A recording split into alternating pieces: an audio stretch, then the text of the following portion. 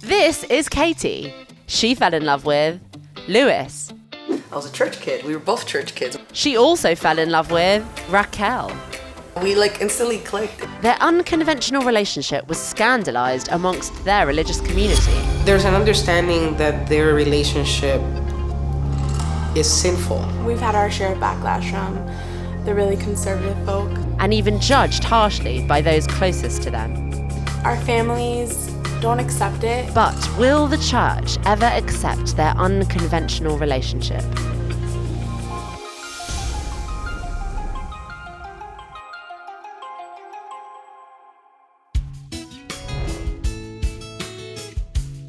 I met Katie in 02, 03. We clicked pretty quickly. She came to my church, and I am a musician and she's a musician, and we quickly became really good friends. We got together as a couple and we got married in 2006. He's the only man I've ever loved, and the only man who's ever loved me. Not just loved me, but has cared for me and been so gentle and so kind with me. And here we are, married 13 years later. Churchgoers Katie and Luis look like the perfect couple to the rest of their congregation. Luis and I didn't have sex before marriage. Luis and I courted for, 6 months? That means we only held hands before we even got to a kiss. Despite their strict Pentecostal upbringing, a chance meeting introduced a third person into their lives. I met Raquel at a baby shower that I was hired to go and cover as a photographer. I look around and the first person I see is Raquel, and she just has this big, beautiful smile. And I just kind of gravitated towards her. We both felt the instant connection. I married Katie knowing full well beforehand that, she was bisexual. I never really explored it because out of fear of not having God on my side. He just was so open and so lovingly willing to just say, you know what, I know you never explored this side of your sexuality before, and I'd love for you to explore it. As long as we set some boundaries, I'm okay with this. I'm kind of of the notion of if it's truly meant for you, if that person's truly meant for you, they're going to be in your life. It's my 21! It's her 21st! Katie got pregnant with Lucas in 2014. Lucas was actually born on the day of me and Katie's 1-year anniversary.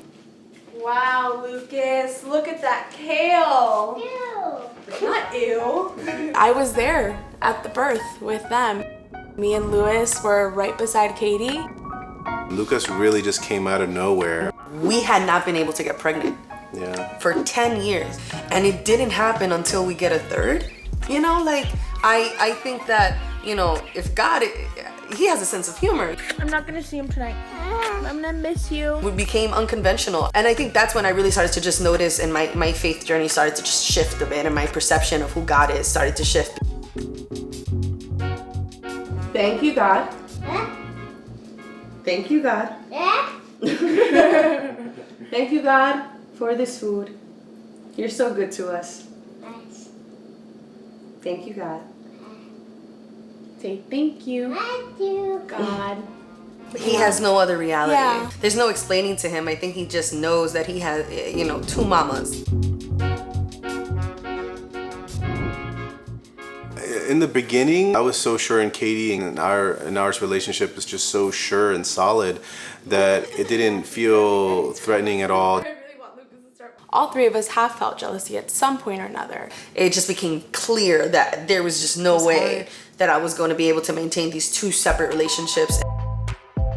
In 2017, that's when it organically happened that, we merged and became a throuple. Where it's just one relationship. Yeah, where it was one relationship.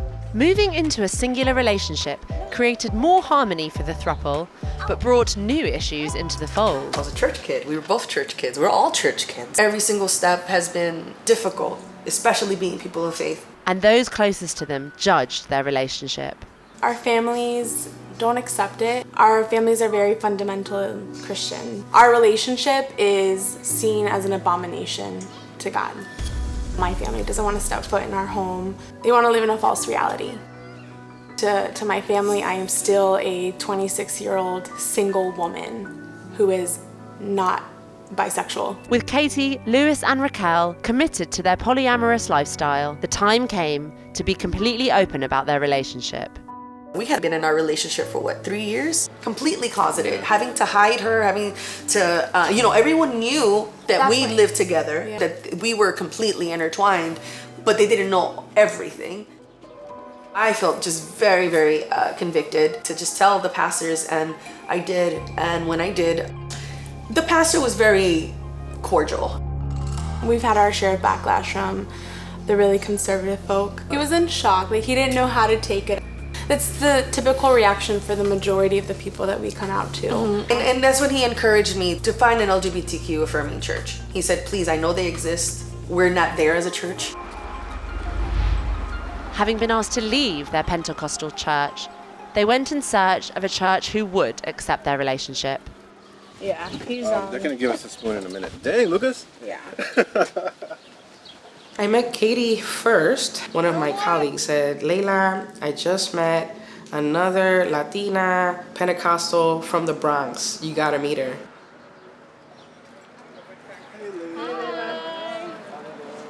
She started sharing her story, and I remember thinking to myself, well, I definitely did not expect this. And so I'm listening, and I think my eyes are getting wider. There's still many people that would be scandalized and would even be scandalized by my acceptance of them. And that's okay. That's okay. I'm very grounded in my faith. God made us all different. God made people different. We love each other, and we're deciding to do something bold and courageous. I truly hope that one day we can see reconciliation with our families. How do you judge and how do you point fingers and condemn people that don't know any other way of being? People are have been in polyamorous relationships for decades. They've just been private about it. So now we're in a place where it's public. This isn't a fad. This is a reality that has always been. It takes a lot. There's a lot of communication involved. But I mean, we're happy where we're at. It works for us. Yeah. We wouldn't have it any other way.